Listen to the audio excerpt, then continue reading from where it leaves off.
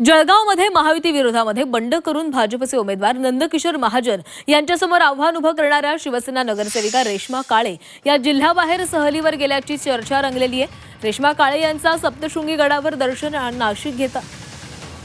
दर्शन घेतानाचा video social मीडियावर viral झाला असून त्यांच्यासोबत शिवसेनेचे जिल्हाप्रमुख विष्णू भंगाळे आणि महिला जिल्हाप्रमुख सरिता कोल्हे हे देखील उपस्थित होते। आज उमेदवारी अर्ज माघारी घेण्याचा अखेरचा दिवस असताना रेश्मा काळे या उमेदवारी अर्ज मागे घेणार नसल्यानं त्या सहलीला गेल्याचं त्यांच्या समर्थकांकडून सांगण्यात आलंय। तर भाजप उमेदवाराला रेश्मा काळे यांनी आव्हान दिलेलं आहे। जळगावात बंडखोर रेश्मा काळे त्यांनी अर्ज दाखल केलेला आहे आणि अर्ज मागे घेण्याचा आजचा शेवटचा दिवस आहे आणि असं असताना त्या जिल्ह्याबाहेर सहलीसाठी गेल्याचं कळतंय।